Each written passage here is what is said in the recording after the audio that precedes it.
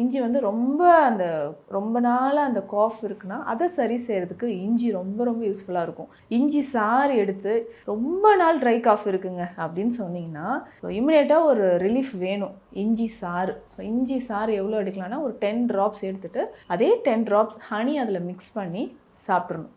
Okay. இப்போ எந்த டைம்னாலும் okay. நிறைய பேருக்கு நைட்டில் இந்த மாதிரி ப்ராப்ளம் வரும். நல்லா தூங்கிட்டு இருப்பாங்க, நைட்டெல்லாம் இருமிக்கிட்டே இருக்கேன் அப்படின்னு சொல்லுவாங்க. ஸோ இதனால் தூக்கம் இல்லை, தொண்டையில் வந்து ஒரு புண்ணே வந்துருச்சுங்க, ரொம்ப இன்ஃப்ளமேஷன் ஆகிருக்கும், ரெட்டிஷாக இருக்கும், வாய்ஸே வந்து ஹோர்ஸ்னஸ் ஆஃப் வாய்ஸ் அப்படின்னு சொல்லுவாங்க, சேஞ்ச் ஆகிடும். ஸோ அவங்க எல்லாருக்குமே இந்த இஞ்சி ஒரு 10 துளி, நிறைய கூட வேணாம், 10 ட்ராப்ஸ் ஜிஞ்சரோட ஜூஸு, 10 ட்ராப்ஸ் நம்ம ஹனி நல்லா மிக்ஸ் பண்ணி இதை சாப்பிட்றணும். இப்போ எந்த டைம்லனாலும் ஓகே. ஒரு நாளைக்கு ஒரு வேளை ஒரு கண்டினியூஸாக 5 to 6 டேஸ் எடுத்துக்கலாம். ஸோ அதிகமாகவும் எடுக்க வேண்டாம், அசிடிட்டி ஃபார்ம் ஆகும். ஸோ ஒரு நாளைக்கு ஒரு வேளை இதை நம்ம எடுத்துக்கலாம். இன்னும் ஒரு சிலருக்கு நைட்டில் ரொம்ப காஃப் இருந்துக்கிட்டே இருக்குங்க அப்படின்னு சொன்னால் ரொம்ப சிம்பிளாக மிளகு, ஸோ பெப்பர் பவுடர் இருக்குது பார்த்தீங்களா, அது நல்லாவே நமக்கு ரிசல்ட் கொடுக்கும். நல்லா ஹாட் வாட்டரில் ஒரு 2 to 3 பிஞ்ச் பெப்பர் பவுடர் மட்டும் ஆட் பண்ணி நைட் அது எப்போ நமக்கு ட்ரை காஃப் இருக்கோ அந்த டைமில் குடிக்கலாம்.